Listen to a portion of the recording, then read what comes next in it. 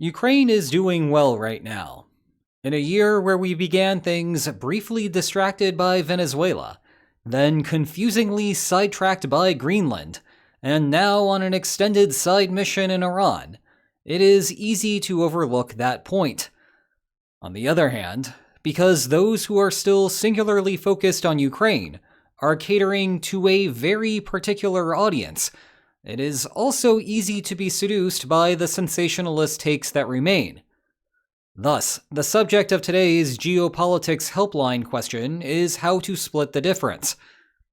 You are very critical of the "Putin is done" rhetoric, and for good reason. Having said that, I think it is worth asking, what does healthy optimism look like in your opinion, as opposed to goofy clickbait? Well, let me make a case for healthy optimism on 8 fronts.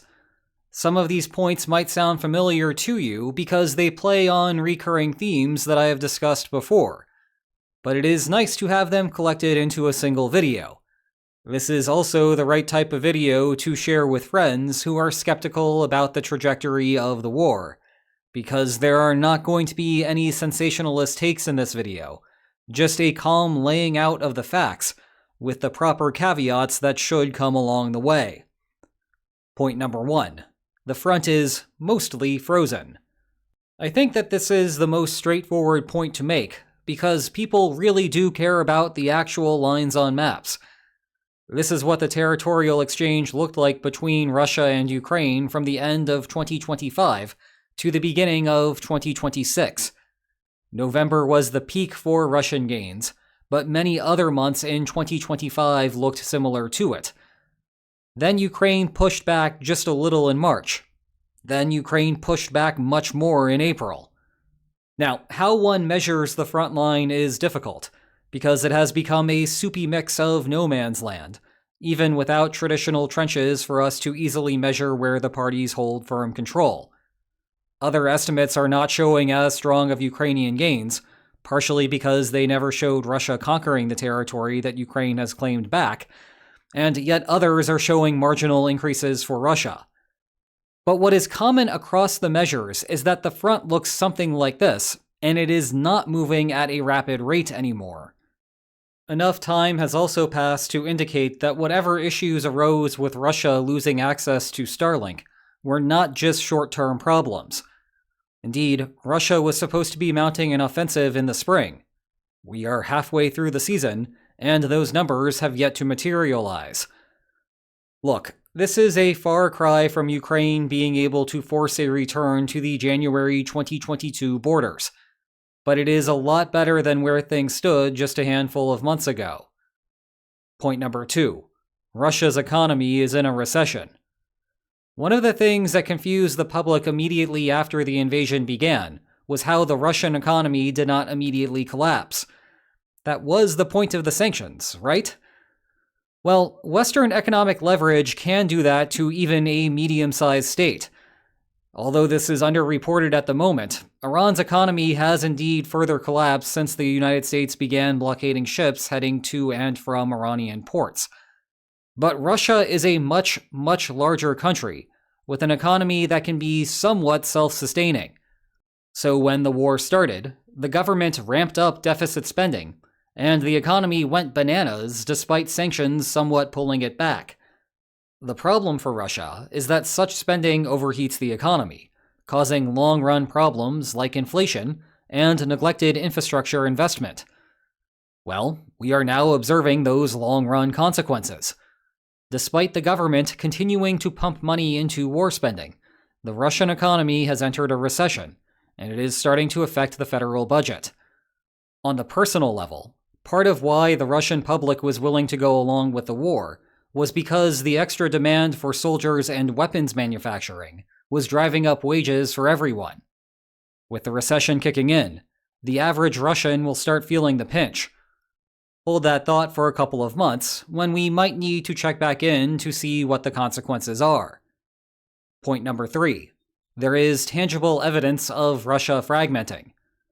The main problem with the "Putin is done" camp is that they make mountains out of molehills. Some nebulous report from a sketchy source becomes an unquestioned fact, and free from the constraints of reality, you can begin to conjure a world where protesters will soon march on the Kremlin. Let's ourselves not make mountains out of molehills, but let's still note that we are seeing the first tangible signs of fragmentation in the country since the mobilization announcement back in the fall of 2022. Putin is cutting back on public appearances and is generally trying to minimize his time spent in Moscow. There have been a variety of internet outages across the country, some targeted and some limiting social media to spread negative narratives, and perhaps coordinate activity. Where social media is still active, mill bloggers are airing their frustrations and not immediately getting arrested. All of those are good signs for Ukraine. Point number 4. Russia's air defenses are porous. Ukraine started the invasion as the target of Russian strikes. Over the past 9 months or so, the one-way attack drone competition has evened out.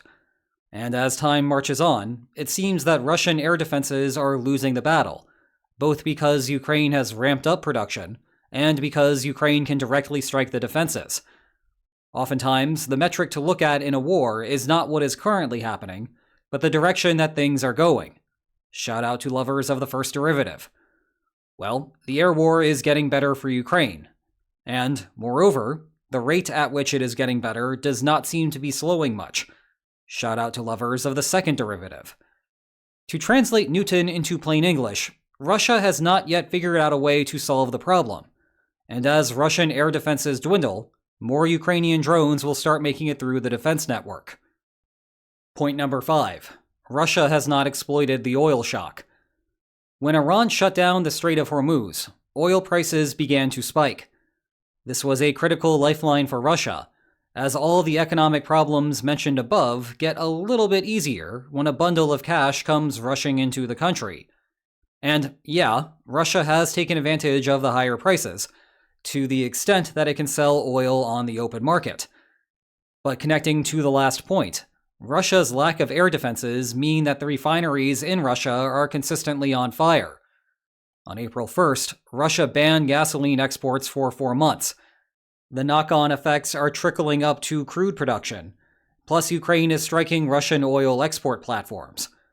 Thus, the Iran-linked lifeline mattered, but it did not suddenly resurrect Russia's economic fortunes. Point number 6. Russian recruitment is getting worse. The Kremlin is struggling to recruit soldiers now that the voluntary contract system has persisted for more than 3 years. All of the patriotic and militarily inclined folks have already signed up. Attracting more labor means raising wages, and no average Alexander is still under the false impression that Ukraine is a safe place to take a vacation. In turn, the only way to continue recruiting is to raise wages even further.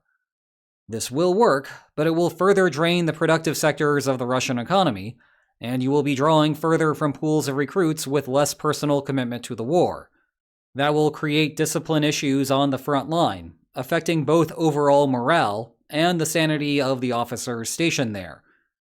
The alternative is to reinstitute conscription, but that is something that Putin has shown absolutely no willingness to pursue after the debacle from the fall of 2022. Point number 7. Military independence from the United States. Flashback to February 28, 2025.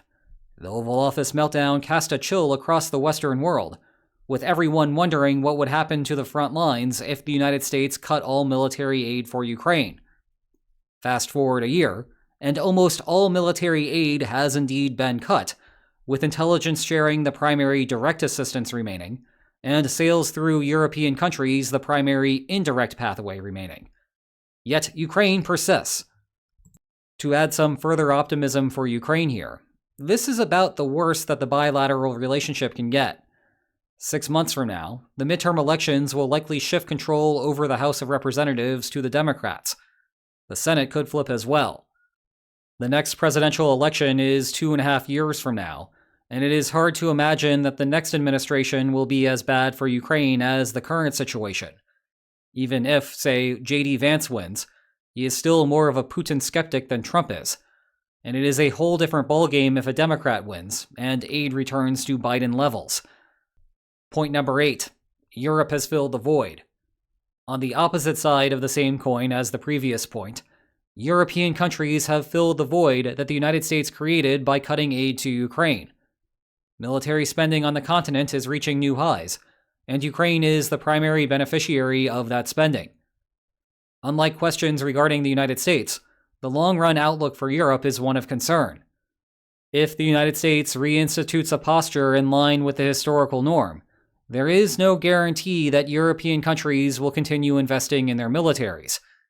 Ukraine would be the primary loser here. Now, vocal Europeans insist that this time they are serious about an independent military capacity. But there have been similar verbal declarations before that were ultimately abandoned, so I think it is better to believe it when we see it. But that takes care of the question for today. 8 reasons why being cautiously optimistic is a perfectly reasonable position given the current situation. Meanwhile, a perfectly reasonable thing for you to do now is to continue watching some of the previous Geopolitical Helpline videos. The playlist is right there for you to click on. And if you enjoyed today's video, please like, share, and subscribe, and I will see you next time. Take care.